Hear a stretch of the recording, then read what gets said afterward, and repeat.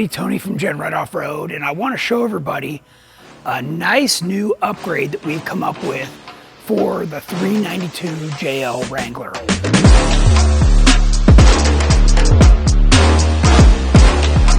This is an aluminum washer fluid reservoir to replace this giant factory plastic one that sits right here and takes up a bunch of space. This high clearance version bolts on to two existing studs that are on the firewall, and it reuses the motor, all the grommets out of your factory reservoir tank in it.